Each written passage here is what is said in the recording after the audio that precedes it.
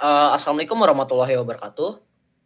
Sebelumnya terima kasih kami ucapkan kepada Bapak Fajar, yang dimana pada kesempatan kali ini telah memberikan kesempatan bagi kelompok kami, yaitu kelompok 12, untuk melakukan presentasi secara video ataupun record untuk mata kuliah Big Data. Nah, di sini jadi judul yang kita buat adalah IoT and Big Data Application in Smart City, yang berdasarkan dari jurnal yang telah ditetapkan kepada ataupun untuk kelompok 12 gitu. Nah, sebelumnya izin perkenalkan diri kami terlebih dahulu. Perkenalkan, nama saya Muhammad Fernanda Iswara dengan nomor NPM 0651211041 dan dilanjut dengan rekan saya yang lainnya, yaitu Perkenalkan, nama saya Sebastian Gunawan dengan NPM 065121032. Perkenalkan, nama saya Rudiansa dengan NPM 06512040. Perkenalkan, nama saya Muhammad Albani Syahril dengan NPM 0651211034. Perkenalkan, nama saya Fadli Lendri dengan NPM 0651211054. Dan saya Yudhistira Dias Pratama dengan NPM 0651211052. Kembali ke moderator. Ya. Seperti yang sudah ada di layar ini, judul yang kita buat berdasarkan jurnal tersebut adalah IoT and Big Data Application in Smart Cities gitu. Nah, kita akan langsung lanjut kepada slide selanjutnya, yaitu konsep Smart City. Jadi, Smart City ini mengacu kepada serangkaian paradigma yang mencakup berbagai bidang, yaitu sebuah ekonomi, publik, pemerintah, dan mobilitas gitu. Dengan lingkungan dan gaya hidup juga. Nah, di konsep ini kita melibatkan berbagai konsep untuk melibatkan berbagai bidang termasuk pemantauan, lingkungan lalu lintas, analisis, dan pemantauan utilitas, transportasi umum, dan juga pelaporan insiden. Dan pengumpulan data dari area-area tersebut akan membantu pemerintah kota untuk meningkatkan infrastruktur dan mengoptimalkan sumber daya mereka. Nah, Smart City ini dimaksudkan untuk meningkatkan kecerdasan sistem dan aplikasinya. Sistem dan aplikasinya di sini beberapa persyaratan dan fitur-fiturnya dicantumkan. Yang pertama, yaitu kerangka kerja yang kaku dan luas yang menawarkan akses yang aman dan akses yang terbuka. Dan yang kedua, ada arsitektur yang berorientasi pada pengguna. Yang ketiga, sejumlah besar data publik dan data pribadi yang dapat digunakan, dan data pribadi tersebut dapat disimpan gitu, ditemukan dan dibagikan dan diberi tag yang memberikan banyak akses kepada warga ke informasi dari mana saja jika diperlukan. Yang keempat adalah aplikasi dengan fitur-fitur analitis dan terintegrasi. Yang kelima, infrastruktur fisik dan jaringan yang cerdas menawarkan kemungkinan untuk mentransfer sejumlah besar data yang heterogen dan mendukung layanan yang rumit dan terdistribusi dan aplikasi gitu. Nah, di sini tuh ada arsitektur dari Smart City tersebut. Yang pertama, perception layer, yaitu data monitoring dan actuation. Ini adalah pusat sensoria ataupun kota di tempat di mana saja dari segala sesuatu itu dimulai gitu. Bayangkan seperti ribuan sensor tersebar di seluruh kota, seperti kamera pengawas lalu lintas, sensor suhu di gedung-gedung, perangkat GPS di kendaraan umum, dan alat pemantauan kualitas udara. Yang kedua, itu communication layer ataupun data transfer gitu. Seperti sistem syaraf yang menghubungkan seluruh tubuh, lapisan ini menghantarkan data dari satu titik ke titik lain. Kita punya berbagai ataupun beragam cara komunikasi dari communication layer itu. Yang pertama yaitu adalah jaringan kabel klasik, yang kedua adalah nirkabel modern seperti 5G, yang ketiga adalah koneksi satelit, yang keempat teknologi pendek seperti Bluetooth. Nah, arsitektur Smart City yang selanjutnya adalah data management layer, yaitu data city brain gitu. Di sini data ditransportasi menjadi kebijakan yang pintar seperti seorang manajer cerdas, dan lapisan ini terdiri dari pengumpulan data diri di mana-mana, membersihkan dan menganalisis informasi, menghasilkan keputusan cerdas untuk kota. Yang keempat adalah application layer, human touch. Inilah yang langsung dirasakan warga kota, seperti contohnya aplikasi transportasi real time. Yang kedua adalah sistem pemantauan lingkungan. Yang ketiga adalah layanan kesehatan digital. Dilanjut oleh Albani.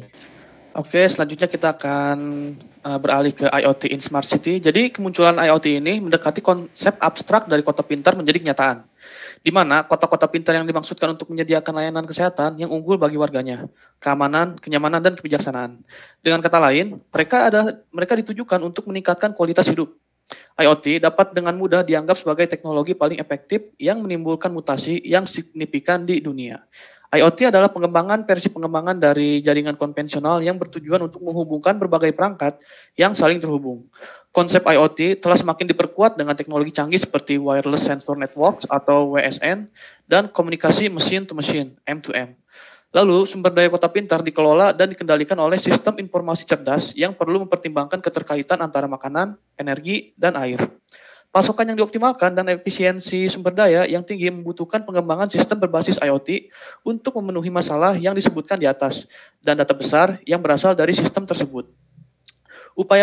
Upaya besar telah dikhususkan untuk mengembangkan rumah pintar, transportasi pintar, manajemen lalu lintas, sistem pembuangan sampah, sistem manajemen energi, dan perawatan kesehatan, serta berbagai fasilitas yang bersinergi menuju pembentukan kota pintar.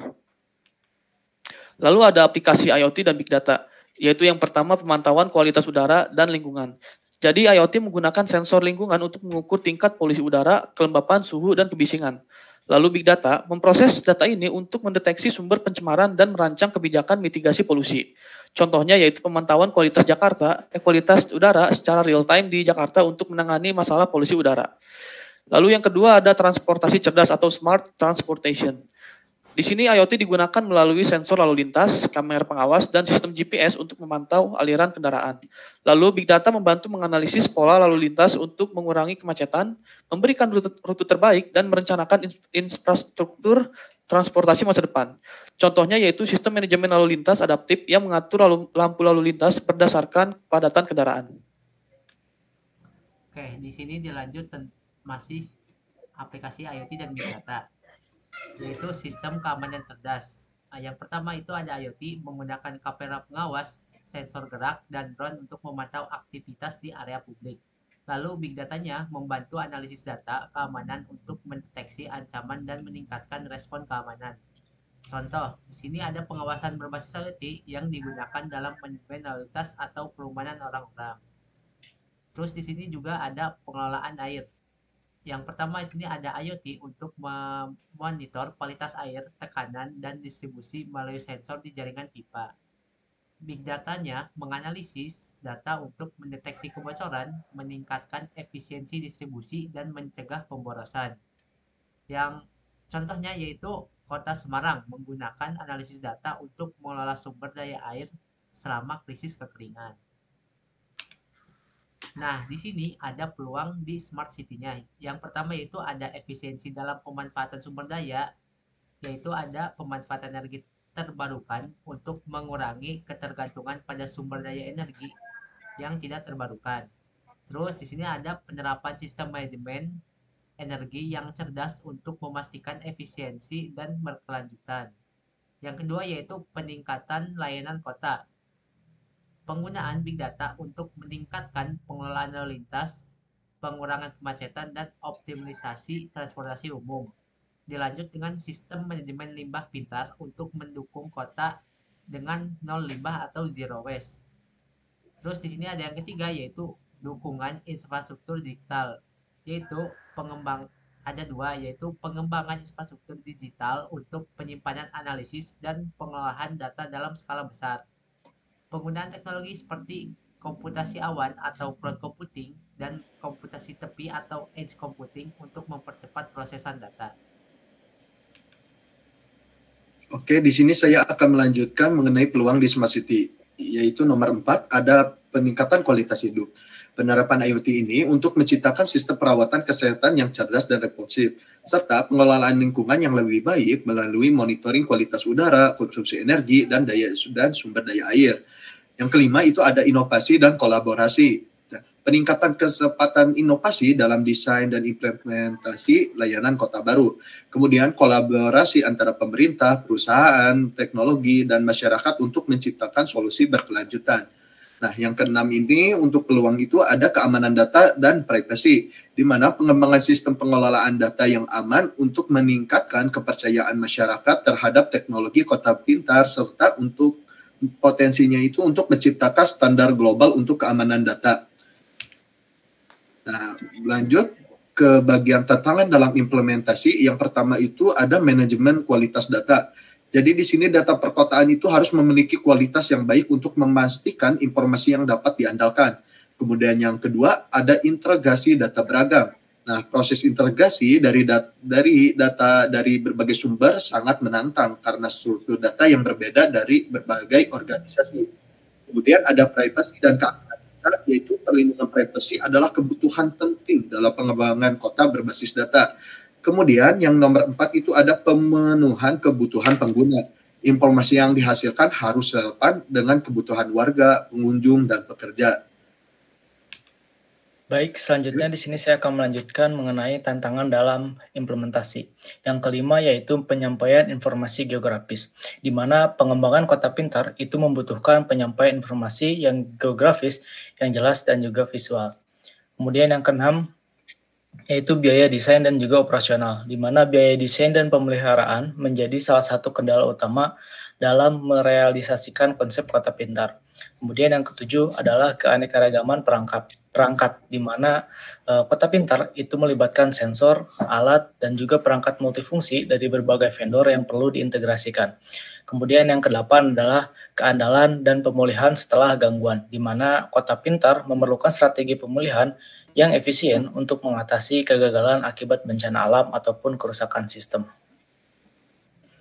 Selanjutnya adalah kerangka kerja Big Data untuk kota pintar. Kerangka kerja ini terdiri dari 4 zona yang dimana zona-zona tersebut itu saling terhubung. Yang pertama adalah akuisisi data, di mana ini adalah zona 1 yang melibatkan berbagai sensor dan objek yang terhubung melalui berbagai teknik jaringan. Misalnya Wi-Fi, kemudian Zigbee, dan RFID.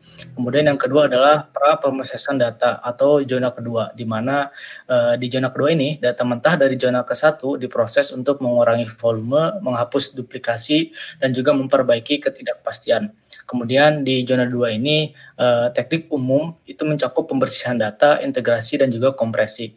Kemudian yang ketiga yaitu penyimpanan data atau zona ketiga, di mana di zona ketiga ini kita akan menyimpan dan mengelola kumpulan data yang sangat besar. Kemudian selanjutnya di zona ketiga ini sistem penyimpanan itu mencakup perangkat penyimpanan fisik dan juga perangkat manajemen data. Kemudian yang keempat itu adalah analitik data atau zona keempat, di mana di zona keempat ini kita menggunakan teknik analitik untuk mengekstraksi informasi bernilai dari dataset besar.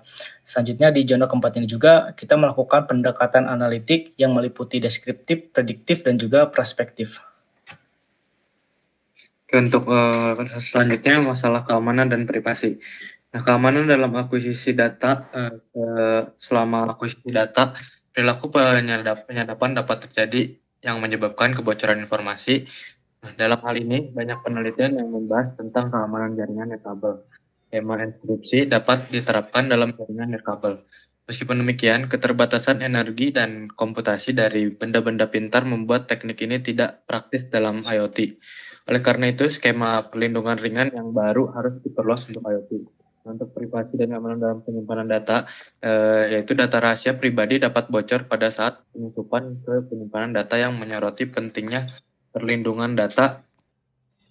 Pada fase ini, untungnya penerapan algoritma enkripsi pada fase penyimpanan data lebih memungkinkan dibandingkan dengan fase akuisisi atau transmisi data. Meskipun demikian, penerapan operasi yang menjaga privasi pada fase penyimpanan data mungkin sulit dilakukan, khususnya ketika layanan disediakan oleh entitas pihak ketiga. Mobile Edge Compute (MAC) dapat menyelesaikan masalah ini melalui pembongkaran data dari pihak ketiga yang tidak dapat diandalkan ke server MAC yang terbayar di dekat pengguna. Privasi dalam analisis data, menyeimbangkan privasi dan efisiensi analisis data merupakan tantangan besar. Dokumen pribadi dapat dilindungi dengan enkripsi dan penyimpanan di server yang aman atau cloud. Di sini, lain analisis dokumen transkripsi memakan waktu sehingga menurunkan efisiensi analisis data. Ada banyak masalah yang belum terpecahkan dalam penerbitan data, hasil penambangan data, dan privasi data terindustri yang membutuhkan investigasi lebih dalam.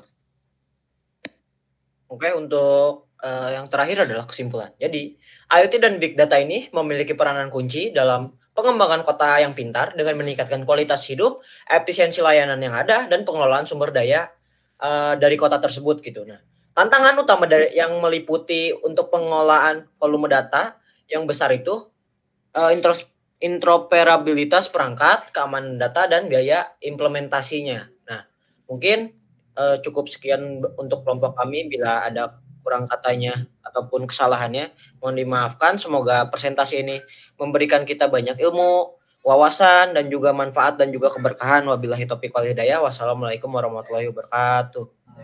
Waalaikumsalam. Waalaikumsalam warahmatullahi wabarakatuh.